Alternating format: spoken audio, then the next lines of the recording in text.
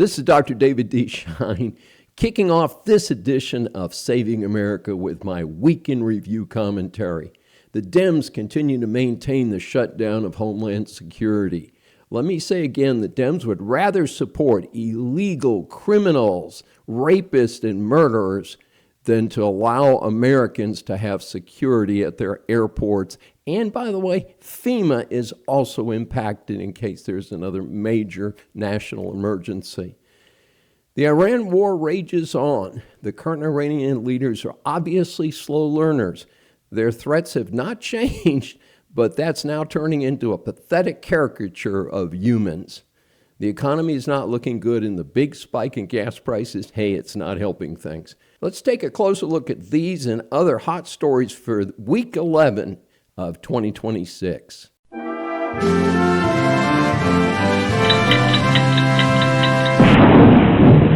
Dem shutdown. So the Dems, under the leadership of senile waste-to-space Chucky, refused to approve the budget for the Department of Homeland Security. Their cover story is they don't like the way ICE is getting rid of their supporters, illegals who have committed crimes. What about the struggling taxpayers who are paying their bloated salaries and even more bloated benefits? The ultimate stupidity of this is that ICE is separately funded. TSA and FEMA are now weeks without paychecks. So as we wade through the spring break, some airports have lines that have taken as long as 5 hours for travelers to get to their planes. Ridiculous. It is critical that the American people understand this and vote every one of these anti-American Dems out of office. We appreciate your listening to Saving America. And if you'd like to support us even more, please check out our YouTube site at Dr. Dave Saves America, where you can like, comment, and subscribe. But we've also opened a new site on Patreon at Dr. Dave Saves America. So we appreciate your support. The Iran war. The slopstream media love to claim that even the conservatives are splitting from the MAGA Trump camp over Iran. The problem with this is that, speaking as a non-MAGA traditional conservative, I value the future of America and the civilized world. Iran, as up to a few weeks ago, was the largest state sponsor of terror. Thousands of Americans have been victims. Around the world, the body count is in the hundreds of thousands.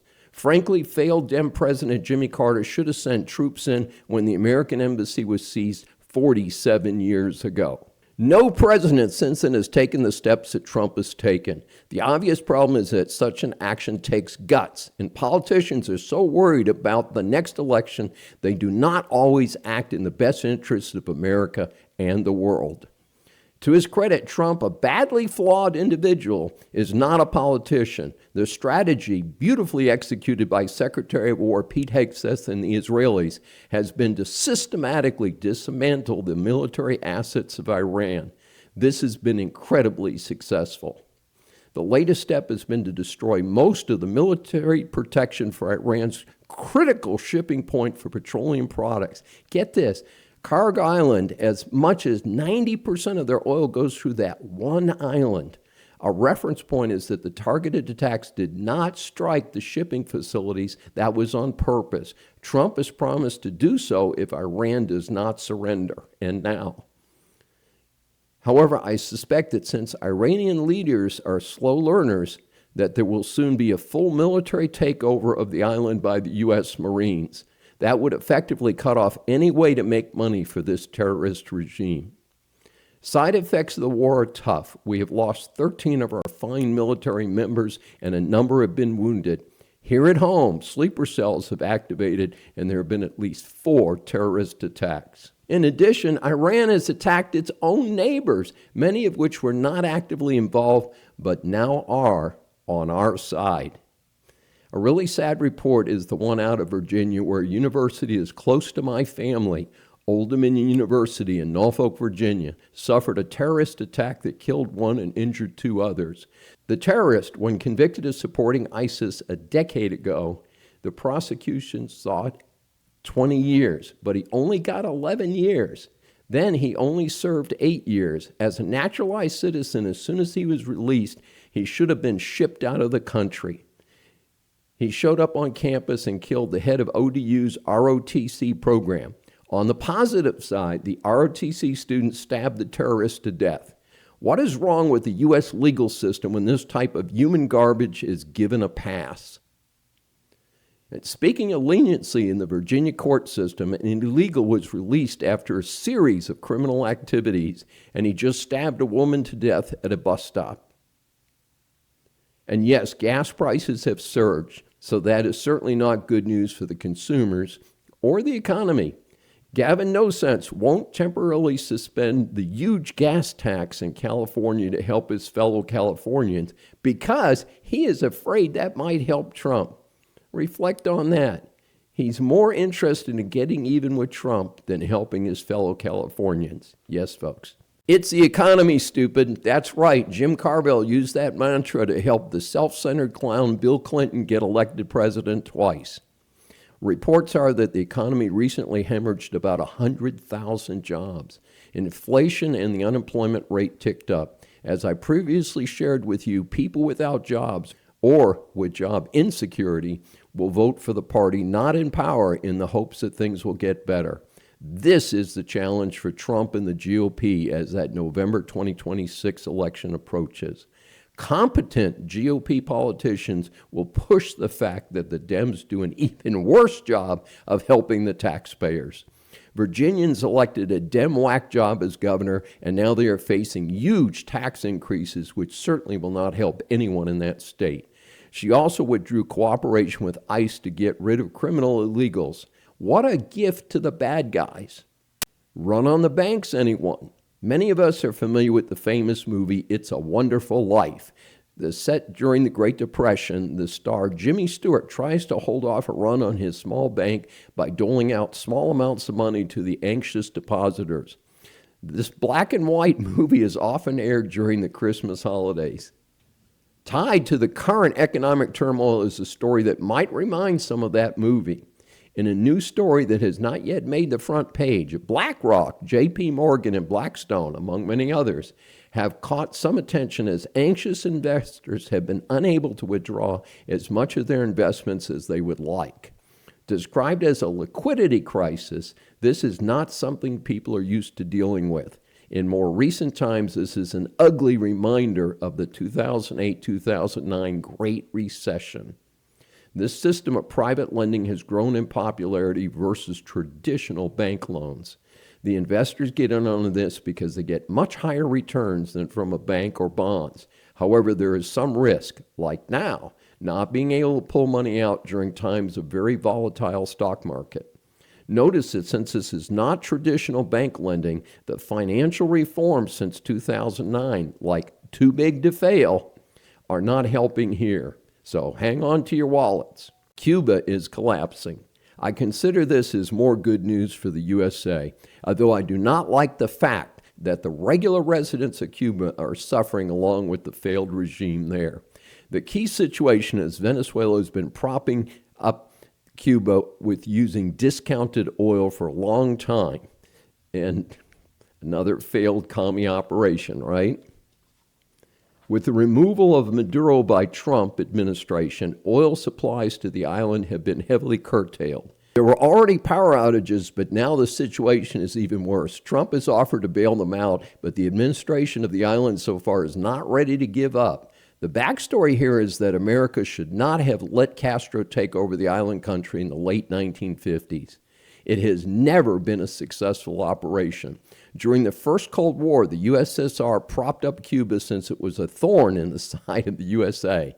When the USSR collapsed in 1990, Cuba lost its sugar daddy. Just another experiment that again reminds all of us communism does not work. If Trump can pull off the removal of the governments of Venezuela, Cuba, and Iran during one term, he will go down in history for sure. Ninth Circuit Federal Appeals Court failing America. Just when I thought the Ninth Circuit might be getting a little smarter, the justices come out with a ridiculous decision. This is a case from the state of Washington. Here, an exclusively woman's spa that includes nude areas tried to exclude trans females. The court's panel ruled that the trans female, who still has his male genitalia, by the way, should be allowed to use the spa. The fun part in this case was an energetic dissent by a justice who was nominated by Trump. He referred to the plaintiff as a swinging blank. Yup, he used the slang word. Here it is again, a ruling that violates common sense and the safety and privacy of women. A little good financial news. Costco has announced cutting prices on a host of household products like eggs and coffee. While I do not own any stock in Costco, it's a little too rich for my blood. I'm a longtime executive member, so I hope to take advantage of some of those price reductions myself. I am there about weekly, though frankly, I have not seen the price cuts yet. And Costco has been a bright spot in the troubled retail sales front, so cutting prices might be a good idea, hint, hint, to other retailers. Not all bad news for the GOP in elections this year.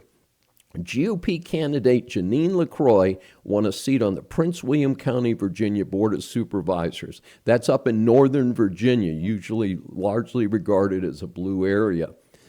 She defeated a Muslim originally from Pakistan. The key to her win reportedly was that he was credited with making some very nasty statements, including the use of the N-word about a decade ago.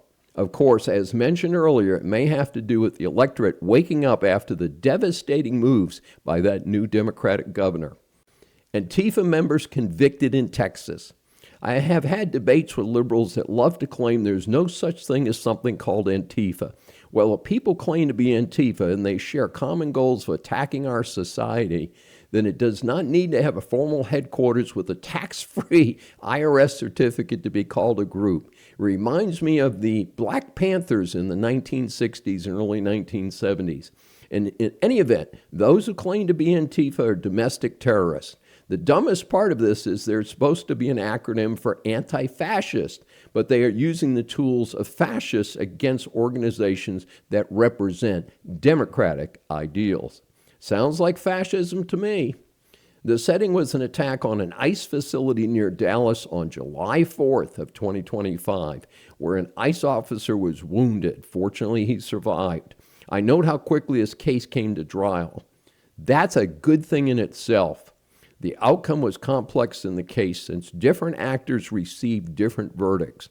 The shooter was convicted of attempted murder.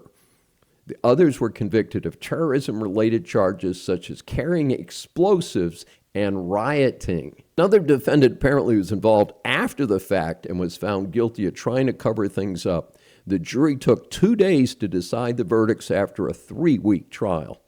These actions followed Trump's executive order in 2025 and designating Antifa as a terrorist organization. The defense attorneys tried to dismiss the idea that Antifa is not even an organization.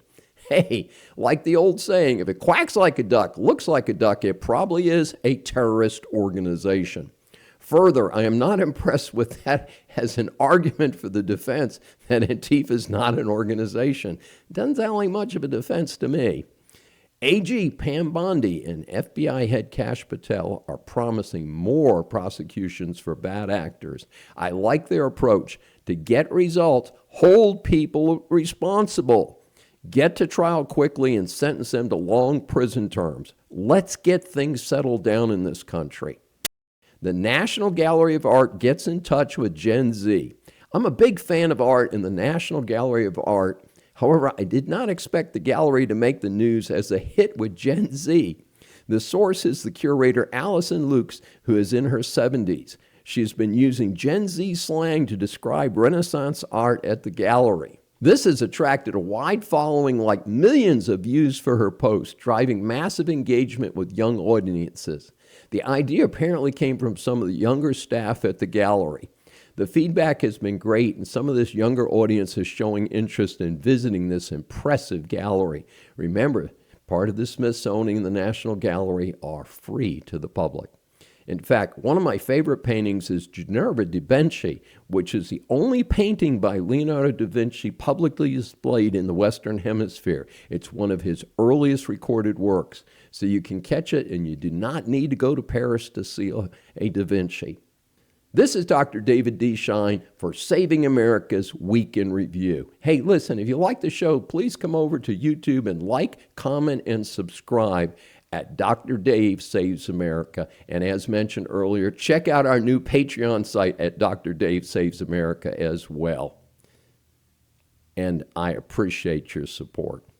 Now, let's all go out and consciously get along with our neighbors. Let's reduce the violence and discord in this wonderful country of ours. This is Dr. David D. Schein. Thanks for joining me for this special edition of Saving America. Remember, a new Saving America show is aired on the Brushwood Media Network every Saturday at 11 a.m. Eastern Time. Listen on any of the 16 network stations, Apple or Google mobile app, Apple CarPlay, TuneIn, Smart Speaker, and all smart TVs. Find more information at the brushwoodmedianetwork.com. Please be sure to join us each week. We welcome and love your feedback from our growing audience.